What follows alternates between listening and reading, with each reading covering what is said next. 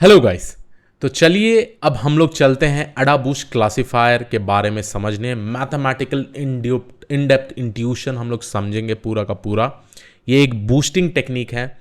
अब जो mathematical intuition में आपको प्रॉब्लम दिखाने वाला हूँ, मैं एक स्पेसिफिक एग्जाम्पल से दिखाऊंगा, तो इस तरीके से आप लोग डेफिनेटली बहुत ही अच्छी तरीके से समझ पाएंगे।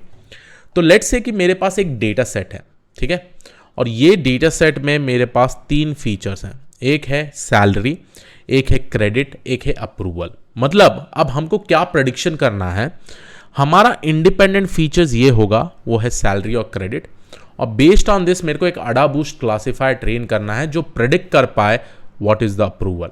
क्या ये सैलरी और क्रेडिट स्कोर से हमको क्रेडिट कार्ड या बैंक को क्रेडिट कार्ड देना चाहिए कि नहीं। तो ये डेटा सेट मैंने एक सिंपल सा बनाया हुआ है। सैलरी जब मैं बोल रहा हूँ less than or equal to 50K मतलब 50,000 रुपीज़, ग्रेटर देन 50K मतलब 50,000 रुपीज़, ठीक है। तो इस सिनेरियो में जब हमारे पास ऐसा डेटा सेट है, कैसे अडाबूस्ट क्लासिफायर एक स्पेसिफिक मॉडल बनाता है और उसको कैसे प्रॉब्ली प्रेडिक्शन के लिए यूज़ कर सकता है for the new data point. तो यहाँ पे हम लोग स्टेप बाय स्टेप करेंगे, ठीक है। तो पहला पॉइंट, यहाँ पे पहला स्टेप जो होता है, हमको क्या बनाना पड़ता है, we have to create a decision tree stump. Please make sure करिएगा ये पॉइंट्स बहुत ही अच्छी तरीके से समझिएगा। जैसे मैंने बोला है, कभी भी आप कोई क्लासिफिकेशन एल्गोरिथम अप्लाई करते हैं using sklearn and Python, 2 line का कोड होता है। सबसे इंपॉर्टेंट चीज होता है आपको मैथमेटिकल इंट्यूशन समझना, ठीक है। तो यहां पे आप देख सकते हैं, we create decision tree stump and we select the best stump. अब पहली बात तो आप लोगों ने डिसीजन ट्री सुना होगा, राइट, बट ये डिसीजन ट्री स्टंप क्या है? डिसीजन ट्री स्टंप मतलब कोई भी डिसीजन ट्री जिसका डेप्थ सिर्फ एक ही लेवल हो, सिर्फ एक ही लेवल हो, तो हम इनको डिसीजन ट्री स्टंप बोलेंगे। फिर से मैं रिपीट करता हूं, डिसीजन ट्री स्टंप मतलब कोई भी डिसीजन ट्री हम लोग कंस्ट्रक्ट करें तो अगर इसका डेप्थ एक लेवल है, ठीक है, सिर्फ एक ही लेवल है, तब हम इसको डिसीजन ट्री स्टम्प बोलेंगे। मतलब ये और स्प्लिट नहीं होगा, ठीक है, इतना ही स्प्लिट होगा, ठीक है। और इसीलिए हम इनको बोलते हैं वीक लर्नर्स। जैसे हम लोग ने बात किया था बूस्टिंग में, क्या होता है, वीक लर्नर्स बनता है sequentially, we connect weak learners sequentially. तो ये एक डिसीजन ट्री स्टम्प बनाते हैं। तो ये डिसीजन ट्री स्टम्प में लेट्स से कि मेरा सैलरी जो है less than or equal to 50K है, ठीक है। तो यहाँ पे 2 सिनेरियो आएगा, आइदर आपका यस और नो, ठीक है। तो लेट्स से कि मेरा रूट नोड यस और नो है। तो अब आपको पता है कि कितना नंबर ऑफ यस आ रहा है based on less than or equal to 50K। अगर less than or equal to 50K है तो कितना यस आएगा और कितना नो आएगा। Less than or equal to 50K मतलब यहाँ पर एक यस या यहाँ पे 2 यस है, ठीक है, और यहाँ पे एक नो है, ठीक है। तो मैं यहाँ लिख दूंगा 2 यस एंड 2 नो, सॉरी यहाँ भी एक नो है, ठीक है, 2 यस एंड 2 नोज। ये है स्पेसिफिकली मेरा output less than or equal to 50K में, ठीक है, जब मेरा salary less than or equal to 50K। हम लोग ने ये रूट नोड सेलेक्ट करके एक स्टम्प बनाया। अब यहाँ पे नो के केस में क्या होगा, देखिए जो जो values greater than or equal to 50K है हम लोग यहाँ पे नोट डाउन करेंगे। कितने नोज हैं, एक नो और 2 यस। तो यहाँ पे मैं लिख दूंगा 2 यस एंड 1 नो, ठीक है। ये एक बन गया मेरा डिसीजन ट्री स्टम्प। अब मैं ऐसे ही क्या करूंगा, यही डेटा सेट को लेके दूसरा फीचर को लेके मैं बेसिकली यहां पे ले लेता हूं, लेट्स से मैं यहां पे ले लेता हूं क्रेडिट स्कोर के हिसाब से। तो ये मेरा क्रेडिट स्कोर हो गया, ठीक है। अब ये मेरा क्रेडिट स्कोर में मैं यहां कंडीशन लिख देता हूं, let's say if my credit score is equal to G मतलब गुड, ठीक है। तो यहां पे मेरे 2 सिनेरियो बनेंगे फिर से, यस और नो, ठीक है। तो यहाँ पे मेरे यस और नो बनते हैं। तो यहाँ पे मैं लिख देता हूँ यस, यहाँ पे मैं लिख देता हूँ नो। अब for this kind of credit, जब भी मेरा क्रेडिट जी है तो कितने यस है, 1 2 3 यस, और जी के केस में नो तो है ही नहीं। तो यहाँ पे मैं लिख दूंगा 3 यस एंड 0 नोस, ठीक है। अब ये दोनों डिसीजन ट्री जो स्टम्प बना हुआ है ना, इसको हम लोग बोलते हैं डिसीजन ट्री स्टम्प। अब इन दोनों में से कौन सा सेलेक्ट होगा, इसलिए मैं ये सारा वैल्यूज निकाल रहा हूं। तो यहां पे आ गया 3 यस एंड 0 नोस। नो के केस में कितना आ गया, जब आपका C इज इक्वल टू जी नहीं है तब B का केस में 1 नो आ रहा है, यहां भी 2 नो आ गया। उसके बाद नॉर्मल के केस में 3 नो आ गया, ठीक है, 3 नो 1 यस, ठीक है। नॉर्मल के केस में एक और यस है। तो यहां पे आपको दिखेगा 1 यस एंड 3 नोज। ठीक है, अब आप ये सोच रहे होंगे क्रिश इनमें से कौन सा डिसीजन ट्री स्टंप होगा, ऐसे ही सारे फीचर्स का बनाएगा ही राइट स्टंप, और उनमें से सेलेक्ट होना है। अब उनमें से सेलेक्ट करने के लिए हम लोग यहां क्या स्पेसिफिकली यूज करेंगे, एंट्रोपी और गिनी इंप्योरिटी एंड इंफॉर्मेशन गेन। ये तो हम लोगों ने देखा था डिसीजन ट्री में, एंड इंफॉर्मेशन गेन। अब आपको पता है गिनी और एंट्रोपी के बारे में बात करूं, ये पूरा इम्प्योर स्प्लिट है, ये भी पूरा इम्प्योर स्प्लिट है, ये एक प्योर स्प्लिट है, और यहां पर भी ना ये जो भी स्प्लिट है ये भी good amount of pure split है, बट यहां पे 1 यस है। तो हम लोगों को पता है इन दोनों में से कौन सा सेलेक्ट होगा, तो स्पेसिफिकली हम लोग ये बेस्ट डिसीजन ट्री स्टंप को सेलेक्ट करेंगे। तो इन दिस 2 सिनेरियो ये मेरा होगा बेस्ट डिसीजन ट्री स्टंप। ठीक है, तो ये मेरा फर्स्ट फेज, ठीक है, मेरा फर्स्ट स्टेप। आपको आई होप समझ में आ रहा हो ये पूरा का पूरा स्टेप। मैं इसको क्या करता हूं, यहां पे थोड़ा सा कॉपी करके थोड़ा साइड में रख देता हूं इसको यहां पे। ठीक है, तो ये मेरा हो गया फर्स्ट स्टेप। ठीक है, अब सेकंड स्टेप में क्या है, फर्स्ट स्टेप आई होप सबको समझ में आ गया। सेकंड स्टेप में हम लोग क्या करते हैं, यहां पे हम लोग हर एक रिकॉर्ड को एक सैंपल वेट असाइन करेंगे। यहां पे लिख देता हूं सैंपल वेट। अब सैंपल वेट कैसे असाइन होता है स्टार्टिंग में, बहुत ही सिंपल है। आप देखिए कितने रिकॉर्ड्स है, 1 2 3 4 5 6 7, तो टोटल मेरे 7 रिकॉर्ड्स है। ठीक है, अब सबको एक सेम सैंपल वेट असाइन करना है, तो मैं कैसे करूंगा, तो यहां पे लिख देता हूं सैंपल वेट। अब सबको सेम सैंपल वेट असाइन करना है, तो मैं कैसे करूंगा, 7 रिकॉर्ड है तो मैं सारे रिकॉर्ड को 1/7 से डिवाइड कर दूंगा। 1/7 1/7 1/7 1/7 एंड 1/7। ठीक है, बहुत ही सिंपल तरीके से मैंने यहां पे लिख दिया है गाइस। ठीक है, 1/7 1/7। देखना बहुत सारा मैथ्स रहेगा इसमें, बहुत सारे स्टेप्स बेसिकली ये परफॉर्म करता है। तो ये बन गया मेरा सैंपल वेट। तो मेरा फर्स्ट स्टेप, सेकंड स्टेप ये हो गया। अब मैं ये पूरा डेटा सेट को फिर से कॉपी कर लेता हूं, क्योंकि इसको मैं बहुत बार रीयूज करने वाला हूं। चलिए अब सेकंड स्टेप में चलते हैं, थर्ड स्टेप में चलते हैं, sorry. Decision tree stump decide हो गया। थर्ड स्टेप में हम लोग कैलकुलेट करेंगे sum of total errors and performance of stump. अब ये कैसे होगा कैलकुलेट, उसके बारे में बात करेंगे, आप उसका मतलब टेंशन मत लीजिए, बट ये एल्गोरिथम इंटरनली ये सब कर रहा है उस स्पेसिफिक डेटा सेट के लिए। अब ये मेरा हो गया डेटा सेट। ठीक है, यहां पे सैंपल वेट्स तो असाइन हो गया। ठीक है, अब इन दोनों में से कौन सा स्टंप यूज हो रहा था, इन दोनों में से हम लोगों का ये स्टंप यूज हो रहा था, right, best decision tree stump. हम लोग कैसे कंक्लूड कर रहे हैं, क्योंकि इसका एंट्रोपी, गिनी इंप्योरिटी या इंफॉर्मेशन गेन एटलीस्ट इसका हाई होगा, क्योंकि यहां पे हमारे पास बहुत सारे इंप्योर स्प्लिट्स नहीं है, प्योर स्प्लिट्स है। तो ये हो गया मेरा डिसीजन ट्री स्टंप का। अब देखिए, अब जब मैं ये रिकॉर्ड्स ये डिसीजन ट्री से ट्रेन करवाऊंगा, ठीक है, लेट्स से कि मैंने ये ट्रेन करवाया, ये ट्रेन करवाने के लिए क्या होगा, फर्स्ट रिकॉर्ड मैंने पास किया, तो जब credit is equal to this credit score is double equal to G है, तो ये वाला कंडीशन क्या होगा, आइदर मेरे पास यस और नो है, राइट। अब ये नो वाले सिनेरियो में जाएगा क्योंकि मेरा क्रेडिट स्कोर बी है। अब इस केस में मेरा आउटपुट क्या आना चाहिए, इस केस में मेरा आउटपुट आना चाहिए नो। ठीक है, तो यहां पे मैक्सिमम नंबर क्या है, नो आउटपुट है। ठीक है, यहां पे मैक्सिमम नंबर्स तो नो आउटपुट है मेरे पास, यहां पे आप क्लियरली देख सकते हैं। ठीक है, तो इसके लिए बी के लिए ऑब्वियसली ये आउटपुट होगा। जी के लिए क्या होगा, whenever it is G it is basically yes, yes yes आ गया, यहां भी यस आ गया। अब ये केस के बी में फिर से मेरा अगर रिकॉर्ड में भी बी जाता है तो क्या होगा, वो बेसिकली ये डायरेक्शन में जाएगा। अब यहां पे मैक्सिमम नंबर नो है तो बी के लिए भी नो अप्रूव हो गया। बट एक सिनेरियो में बताऊंगा, ये रिकॉर्ड के लिए देखिए, जो ये स्पेसिफिक रिकॉर्ड है ना, इसके लिए देखिएगा। ठीक है, उप्स जस्ट अ सेकंड, तो ये वाले रिकॉर्ड के लिए आप देखिएगा। ठीक है, अब ये वाला रिकॉर्ड जब मैं इसको पास करूंगा यहां पे, अब मेरा क्रेडिट स्कोर क्या है, एन है, एन मतलब नॉर्मल, बी मतलब बैड, जी मतलब गुड। ओके, तो एन जब नॉर्मल है, यहां पे मैक्सिमम 1 यस और 3 नोज है मेरे पास, देखिए, बट मैक्सिमम क्या है, नो है, बट इसका आउटपुट क्या होना चाहिए था, यस आना चाहिए था, बट इसका आउटपुट मेरे को नो आ रहा है क्योंकि यहां maximum number of outputs no है, राइट।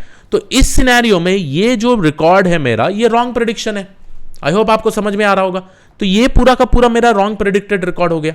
ठीक है, तो अगर मैं कैलकुलेट करूं कि मेरे ये, अगर मैं ये डेटा सेट्स दे रहा हूं मेरे मेरे इस पर्टिकुलर डिसीजन ट्री स्टंप में, तो ऑब्वियसली ये जब ट्रेन करेगा बट एक रिकॉर्ड को रॉन्ग प्रेडिक्शन करेगा यहां पे, ठीक है, एक रिकॉर्ड डेफिनेटली यहां पे रॉन्ग प्रेडिक्शन कर रहा है। तो इससे हम लोग क्या कैलकुलेट करेंगे, हम लोग बेसिकली कैलकुलेट करेंगे सम ऑफ टोटल एरर्स, है ना, हमको ये चीज कैलकुलेट करना है, what is the sum of total error.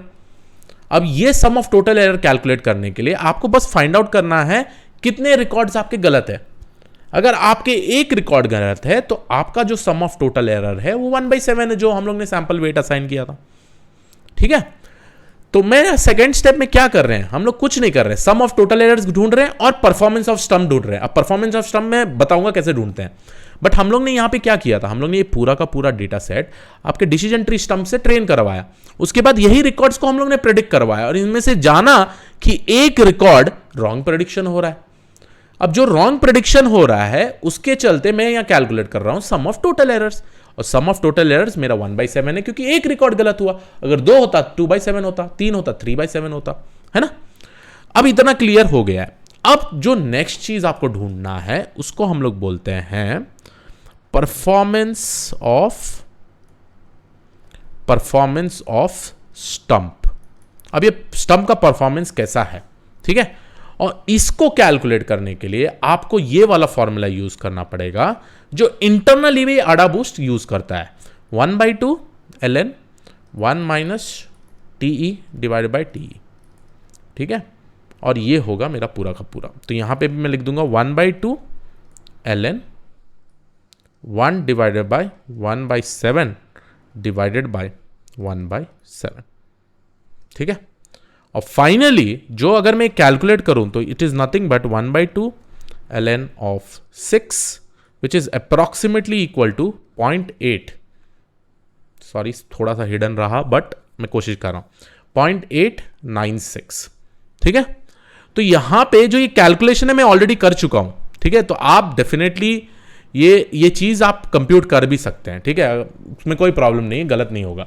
अगर गलत है तो प्रॉब्लम आप डिस्कशन फोरम में लिख दीजिएगा कि भाई थोड़ा सा गलत है, या कमेंट सेक्शन में लिख दीजिएगा कि थोड़ा सा कैलकुलेशन गलत है, बट मैंने पूरा का पूरा कैलकुलेटर से कैलकुलेट कर लिया। तो ये हो गया मेरा परफॉर्मेंस ऑफ स्टंप, ठीक है। अब ये जो परफॉर्मेंस ऑफ स्टंप है ये कहां यूज होगा, आप समझ गए ना गाइस। देखिए हम लोग यहां स्पेसिफिकली क्या कर रहे हैं, हम लोग बस ये प्रेडिक्ट करवा रहे हैं, ये मेरा फर्स्ट डिसीजन ट्री स्टंप है, मैंने पूरा का पूरा रिकॉर्ड यहां से ट्रेन करा है और मैंने देखा कितने रिकॉर्ड्स रॉन्ग प्रेडिक्टेड हो रहा है, और यहां पे मेरा एक रिकॉर्ड रॉन्ग प्रेडिक्शन हो रहा है, ठीक है। तो उसके बाद मैं क्या करता, टोटल एरर तो मैंने ढूंढ लिया, total error is nothing but 1/7। अब मैं परफॉर्मेंस ऑफ स्टंप भी कैलकुलेट कर रहा हूं, मेरे को मिल गया 0.896। अब बहुत ही अच्छा चीज, अब ये परफॉर्मेंस ऑफ स्टंप हम लोग कहां यूज करते हैं, जैसे मैंने आपको बताया था परफॉर्मेंस ऑफ स्टंप हम लोग कहां यूज करते हैं, ठीक है। परफॉर्मेंस ऑफ स्टंप मेरा क्या आया है वैल्यू 0.896। अब आपको और याद रहेगा हम लोग ने जो फंक्शन बनाया था अपने अडा बूस्ट का या बूस्टिंग एल्गोरिथम का, हम लोग यूज करते α1 multiplied by model 1 plus α2 multiplied by model 2, ऐसे करते करते plus αn multiplied by model n। अब जो ये α1 है, देखिए मॉडल 1 तो मेरे को समझ में आ गया, m1 ये है मेरा मॉडल 1, ठीक है। मॉडल 1 से मेरे को पता है कि कितना मेरा एक प्रेडिक्शन गलत आया है, बट ये α1 जो है ना, ये जो α1 है यही वैल्यू होगा मेरा परफॉर्मेंस ऑफ स्टंप, तो इसको असाइन होगा 0.896, तो ये हो गया मेरा α1 का वेट, ठीक है। अब आपका नेक्स्ट क्वेश्चन होगा, ठीक है क्रिश नेक्स्ट मॉडल M2 कैसा बनाते हैं आप वो बताइए, इंटरेस्टिंग तो है ये, मेरा α1 मिल गया मॉडल 1 का, तो आउटपुट आप कोई भी रिकॉर्ड्स में लेकर देखिए आपको मिल जाएगा।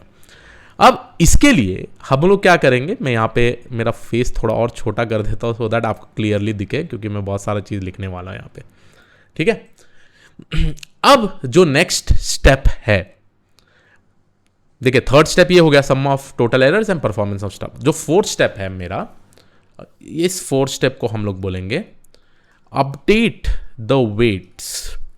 अब देखिए गाइस, जो गलत रिकॉर्ड्स है वो तो ऑब्वियसली मेरे को नेक्स्ट डिसीजन ट्री में ट्रांसफर करना पड़ेगा, क्योंकि मॉडल 1 में जो भी गलत रिकॉर्ड्स आए हैं, गलत प्रेडिक्टेड रिकॉर्ड्स आए हैं, वो सब को मॉडल M2 से ट्रेन करवाना पड़ेगा।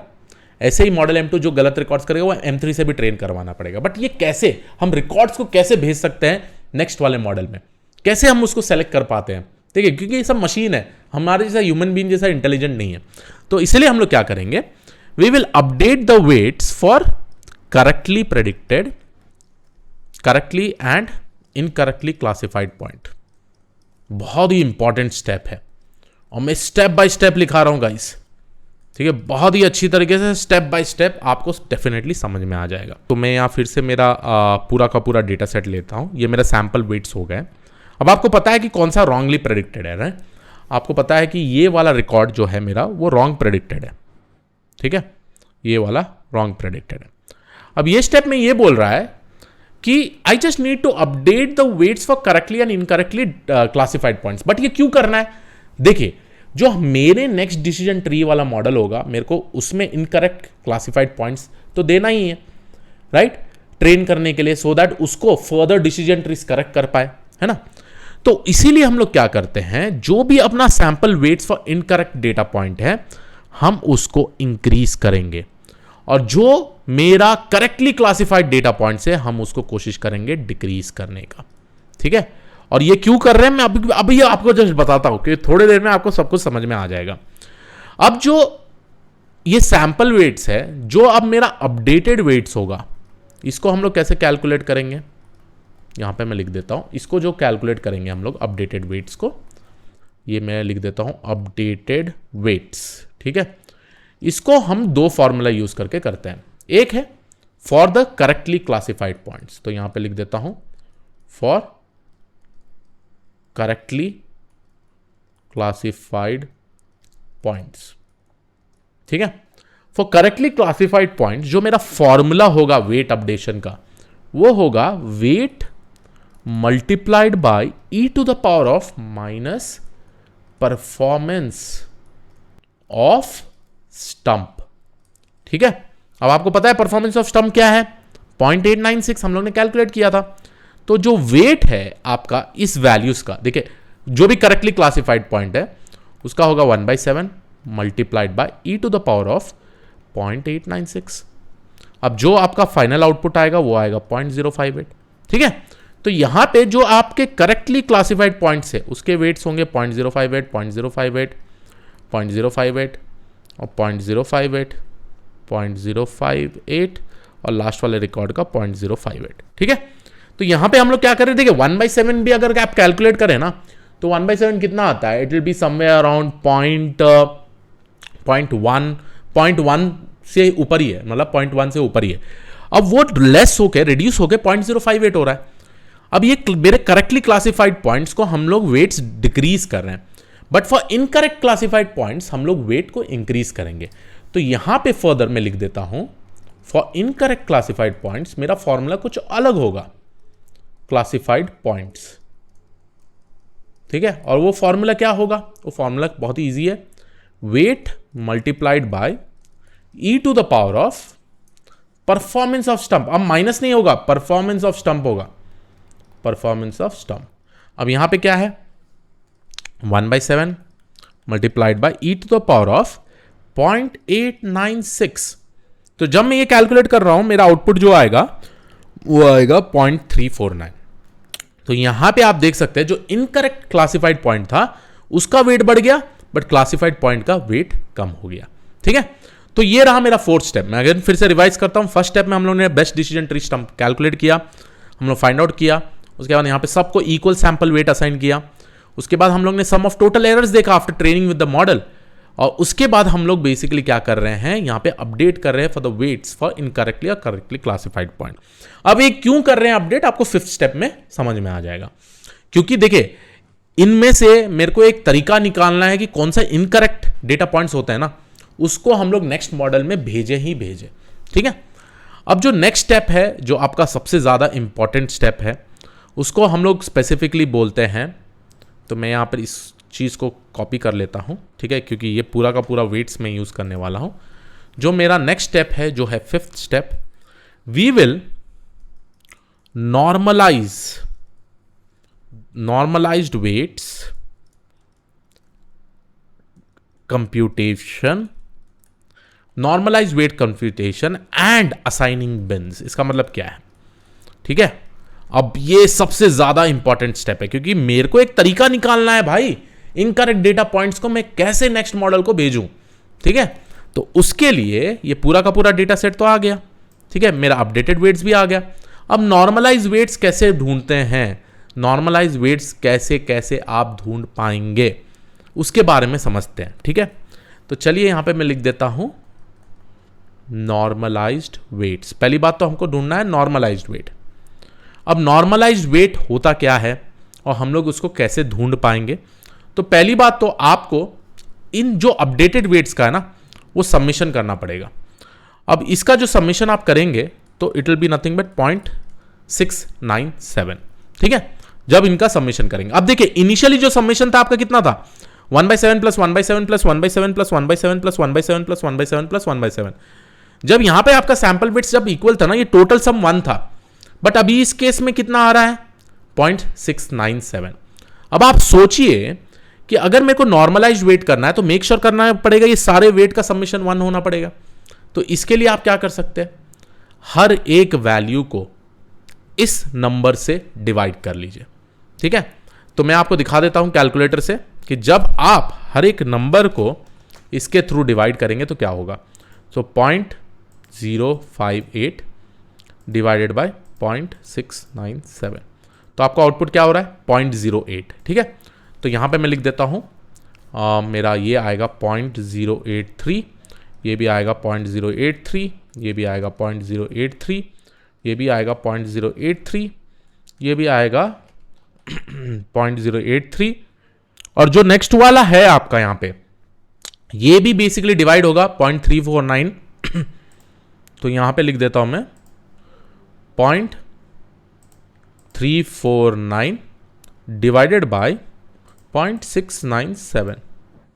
ठीक है, तो यहां पर आपका कितना आ रहा है 0.500।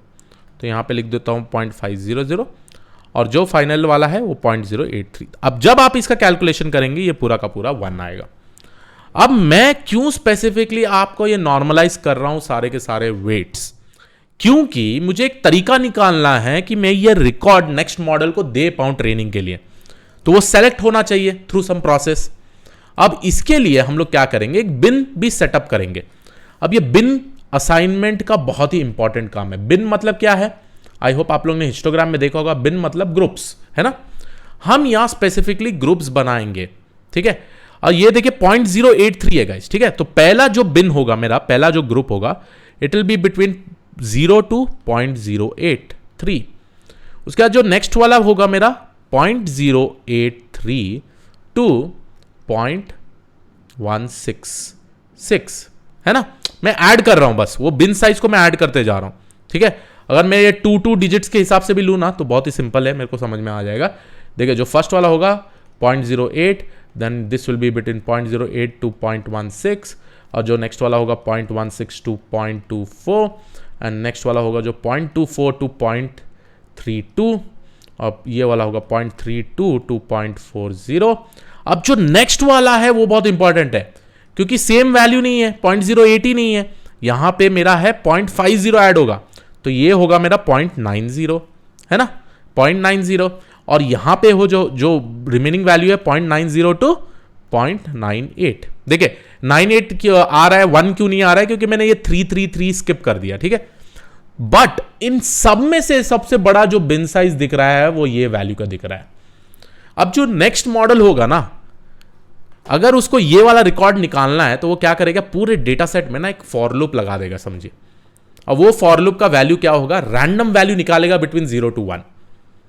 कोई भी रैंडम वैल्यू निकालेगा ना from between 0 to 1, most of the time आप देखेंगे कि जिसका रेंज सबसे ज्यादा होता है ना वो वाला रिकॉर्ड उठाएगा ज्यादा से ज्यादा मॉडल।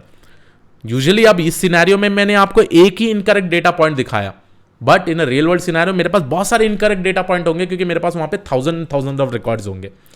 तो मेरा मॉडल क्या करेगा, एक इंटरनल लूप चलाएगा, एक फॉर लूप टाइप, और वो फॉर लूप में ये बोलेगा भाई तू 0 to 1 के बीच में कोई भी रैंडम वेरिएबल उठा। तो जो भी रैंडम वेरिएबल आया, लेट्स से कि यहां पे एक रैंडम वेरिएबल आया, लेट्स से कि मेरा आया 0.095। अब आपको पता है इन दोनों के बीच में अवेलेबल है, तो ये रिकॉर्ड जाके उठा देगा, मेरे नेक्स्ट मॉडल को दे देगा, मतलब मेरे मॉडल 1 को दे देगा। फिर से वो क्या करेगा, इनिशियलाइज करेगा 0 to 1 एक कोई रैंडम वैल्यू। लेट्स से कि मेरा वैल्यू आया 0.16 या 0.17। अब 0.17 कहाँ फॉलो हो रहा है, यहाँ फॉलो हो रहा है, तो ये वाला रिकॉर्ड दे देगा मेरे नेक्स्ट मॉडल को। ठीक है, उसके बाद लेट्स से कि मेरे पास आया 0.45 नेक्स्ट रैंडम वेरिएबल जो आया मेरे पास बिटवीन 0 to 1, तो वो आप देख पा रहे हैं वो यहाँ इनकरेक्ट रिकॉर्ड में, क्योंकि इसका रेंज सबसे ज्यादा है। तो जो जो इनकरेक्ट रिकॉर्ड्स होते हैं ना पूरे पूरे डेटा सेट में, उनका जो बिन साइज होता है वो काफी बड़ा होता है। तो जब आप फॉर लूप लगा रहे हैं नेक्स्ट मॉडल के लिए जो डेटा पॉइंट देना है आपको, ज्यादा से ज्यादा वो टाइप के वैल्यूज आपको यहां पे आएंगे, और उसके चलते इनकरेक्ट रिकॉर्ड्स वहां पिक हो जाते हैं नेक्स्ट मॉडल को ट्रेनिंग पर्पस के लिए। ठीक है, तो यहां पे जो मेरा हुआ, क्या हुआ, फर्स्ट मेरा एक मॉडल बना, ये मेरा एक स्टम्प था। ठीक है, मैंने ये परफॉर्मेंस ऑफ स्टम्प देख लिया, तो परफॉर्मेंस स्टम्प मेरा अल्फा 1 आ गया। अब नेक्स्ट मॉडल क्या होगा, अल्फा 2, और मेरे नेक्स्ट मॉडल में जो रिकॉर्ड जाना है वो इस टेक्निक से जाएगा। अब ये 5th स्टेप से क्या होगा, सेम प्रोसेस रिपीट होगा जो हम लोग ने पहले यहां से किया था। राइट, यही स्टेप्स फिर से रिपीट होगा, first, second, third, fourth, 5th, और फाइनली फिर से यहां पे क्या होगा, नॉर्मलाइजेशन होगा, अपडेटेड बिन्स होगा, फिर से रिकॉर्ड जो होंगे मिसक्लासिफाइड डेटा पॉइंट वो नेक्स्ट ट्री को जाएंगे।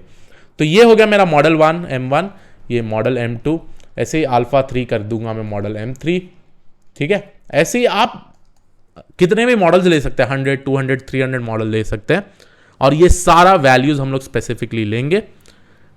यहां से यहां जाने के लिए हम लोग प्रिपेयर भी करते हैं कौन सा डेटा पॉइंट्स मॉडल 2 को जाना चाहिए। तो यहां पे मैं लिख देता हूं प्रिपेयर डेटा पॉइंट्स। ठीक है, ऐसे सिमिलर यहां से यहां प्रिपेयर। तो फाइनली जब हम ये कैलकुलेशन करेंगे तो हमको बेसिकली आउटपुट मिल जाता है। ठीक है, अब जैसे मैंने बताया आपको, नॉर्मलाइज वेट्स के बाद हम लोग क्या करेंगे, मैं वो भी पॉइंट लिख देता हूं, उसके पहले मैं इसको निकाल देता हूं। ठीक है, अब यहां पे मैं आपको एक स्क्रीनशॉट दे देता हूं सो दैट उसका रेफरेंस भी आपको मिल जाए। अब देखिए 5th वाले जो 6th वाला स्टेप है मेरा, जो नेक्स्ट वाला स्टेप है, यहां पे हम लोग क्या करेंगे, select data points to the next stump. Next stump मतलब मेरा M1 मॉडल। ठीक है, अब उसके लिए हम लोग क्या चाहिए, उसके लिए हम लोगों को ये 3 चाहिए। ठीक है, रुकिए,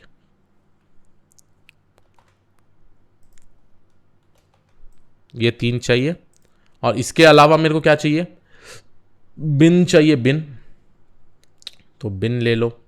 ठीक है, और यहां पे बिन भी डाल दो। ठीक है, अब हम लोग क्या करने वाले हैं, यहां पे हम लोग एक प्रोसेस रन करेंगे जैसे मैंने बताया था यहां पे, और वो प्रोसेस क्या है आपको पूरा आइडिया मिलेगा, जो है एक इटरेशन प्रोसेस विच विल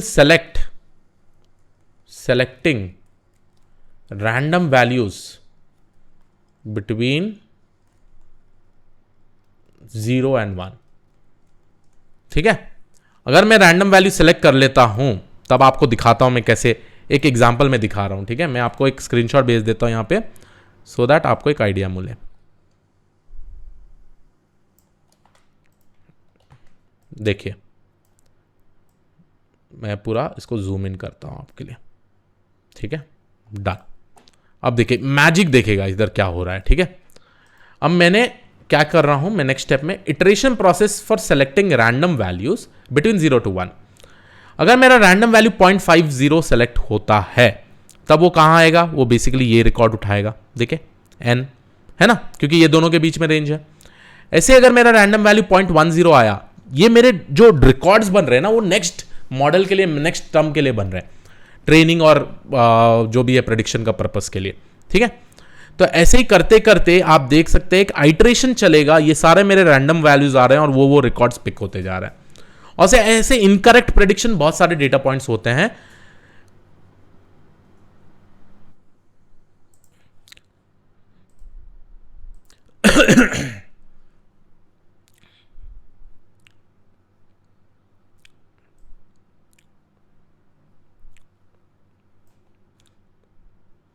तो आई होप गाइज आपको समझ में आ रहा हो, मैंने पॉइंट बाय पॉइंट यहां पे लिखा है आप लोगों को समझाने के लिए पूरा अच्छी तरीके से, और यही स्टेप हम लोग को बेसिकली परफॉर्म करना है।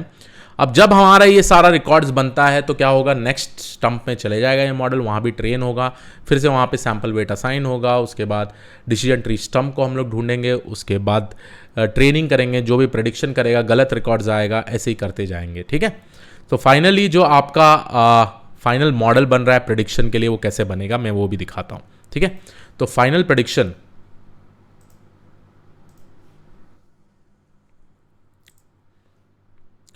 सो फाइनल प्रेडिक्शन हम लोग कैसे लिख सकते हैं, तो यहां पे मैं डाल देता हूं मेरा 7th स्टेप फाइनल प्रेडिक्शन के लिए।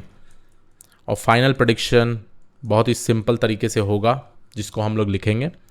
लेट्स कंसिडर कि मेरा कोई नया टेस्ट डेटा पॉइंट आता है और नया टेस्ट डेटा में मेरा जो सैलरी है वो लेस देन 50K है और जी वैल्यू है, लेट्स से गुड है मेरा क्रेडिट स्कोर। तो मेरा जो फाइनल आउटपुट होगा मेरा फंक्शन f का, ये टेस्ट डेटा जाएगा और ये टेस्ट डेटा पहली बात तो लेट्स कंसिडर कि मेरा पहले मॉडल में जाएगा और ये पहले मॉडल मेरा क्या था, ठीक है, डिसीजन ट्री 1 था, ये एक स्टंप है ऐसे, ठीक है। उसके बाद नेक्स्ट डिसीजन ट्री 2 के स्टंप में जाएगा, ये भी मेरा एक मॉडल हो गया। ऐसे करते करते मेरा डिसीजन ट्री 3 में भी जाएगा, लेट्स कंसिडर कि डिसीजन ट्री 3 में भी जाएगा, ये भी मेरा एक स्टंप है, ठीक है। और फाइनली डिसीजन ट्री n पे जाएगा, ठीक है, और ये भी मेरा एक स्टंप है। स्टंप मतलब एक ही लेवल, ठीक है। अब लेट्स कंसिडर कि इसका जो आउटपुट आया है मेरे को, ये कुछ आउटपुट यस है और मेरा अल्फा 1 कुछ ऐसे आता है 0.896, मैं अज्यूम कर रहा हूँ, ठीक है। अब नेक्स्ट वाले का मेरा आउटपुट डिसीजन ट्री 2 का आउटपुट कोई भी इस स्पेसिफिक रिकॉर्ड के लिए नो आया, ठीक है। और यहाँ पे अल्फा 2 लेट्स से मेरा वैल्यू है 0.650, मैं इनिशियलाइज कर रहा हूँ इसको कैलकुलेशन के लिए नया टेस्ट डेटा पॉइंट कैसे प्रेडिक्ट होता है। और फाइनली हमारा यहाँ डिसीजन ट्री 3 के लिए यस आता है, तो यहाँ पे मेरा अल्फा 3 क्या होगा, 0.24 होगा, ठीक है। एंड सिमिलरली मेरा ये जो लास्ट डिसीजन ट्री है मेरा आउटपुट नो आ गया और यहाँ alpha n is nothing but -0.30 आ रहा है। तो इसका कैलकुलेशन कैसे होगा, बहुत ही सिंपल तरीके से, जो मेरा f वैल्यू है it will be nothing but 0.96 multiplied by yes, है ना, plus 0.650 multiplied by no plus 0.24 multiplied by yes minus 0.30 multiplied by no. तो अगर आप यहाँ पे कैलकुलेशन करेंगे तो आप यहाँ देख पाएंगे आपको मिलता है 1.136 for yes and 0.350 for no, ठीक है, ये माइनस ये। तो यहाँ पे आप देख सकते हैं जो परफॉर्मेंस ऑफ यस है, मतलब ये यस का जो आउटपुट है हम लोग इसको बोलते हैं परफॉर्मेंस ऑफ से विथ रेस्पेक्ट टू यस, इसका जो आउटपुट है ये है 1.136। ऐसे ही परफॉर्मेंस ऑफ से विथ रेस्पेक्ट टू नो, इसका आउटपुट कितना है, इसका आउटपुट है 0.350, राइट। तो आपको पता है ये वैल्यू इससे ग्रेटर है, तो इसका जो फाइनल आउटपुट है वो हमेशा यस आएगा, ठीक है, फॉर दिस स्पेसिफिक रिकॉर्ड। कौन सा record, whenever my test data is 50 less than or equal to 50 and my credit score is G. तो आई होप आपको एक आइडिया मिल गया हो पूरा का पूरा एडाबूस्ट क्लासीफायर के बारे में और इसके वर्किंग के बारे में। स्टेप्स 4-5 स्टेप्स है, बहुत ही सिंपल, मैं रिपीट कर देता हूँ। पहली बात तो हम लोग डिसीजन ट्री बनाएंगे, डिसीजन ट्री स्टंप बनाएंगे ओनली विथ 1 लेवल, कौन सा भी बेस्ट होगा, कैसे बेस्ट फाइंड आउट करते हैं एंट्रोपी और गिनी इंफॉर्मेशन गेन से। उसके बाद हम लोग सैम्पल वेट्स कैलकुलेट करेंगे, उस स्पेसिफिक सैम्पल वेट्स के हिसाब से हम लोग क्या करते हैं, नेक्स्ट स्टेप हम लोग देखते हैं कि ये पूरा डेटा पॉइंट जब हम मॉडल ट्रेनिंग में देते हैं उस स्पेसिफिक स्टंप के लिए कितने प्रेडिक्टेड रिकॉर्ड्स गलत हैं, तो हम लोग total find out total error ढूंढते हैं बेसिकली। उसके बाद परफॉर्मेंस ऑफ द स्टंप हम लोग बेसिकली ढूंढते हैं। परफॉर्मेंस ऑफ द स्टंप के लिए ये फॉर्मूला हम लोग यूज़ करते हैं, that is 1/2 log of 1 - TE divide by TE, ठीक है। उसके बाद परफॉर्मेंस ऑफ स्टंप हमारा 0.896 है। अब ये जो परफॉर्मेंस ऑफ स्टंप है ये it is nothing but alpha 1 value. उसके बाद update the weights for correctly and incorrectly classified data points, so that हम लोग जो इनकरेक्टली क्लासिफाइड डेटा पॉइंट्स है उसका मैक्सिमम प्रोबेबिलिटी हो सेलेक्ट होने के लिए next particular decision tree stump में। तो उसको अपडेट करने के लिए ये स्पेसिफिक फॉर्मूला हम लोग यूज़ करते हैं, weight multiplied by e to the power performance of stump for incorrect classified data points for correctly classified it is nothing but e⁻⁻ performance of stump. उसके बाद नॉर्मलाइज करते हैं वेट, उसके बाद बिन असाइन करते हैं, उसके बाद select the data points to the next stump, iteration process, और फाइनली हमारा जो प्रेडिक्शन होता है ऐसे हम लोग कंबाइन करते हैं। आप यहाँ पे देख रहे हैं सीक्वेंशियली सारा चीज़ कंबाइन कर रहे हैं, ठीक है। तो आई होप आपको ये वीडियो अच्छा लगा हो। This was it from my side. I will see all in the next video. Thank you.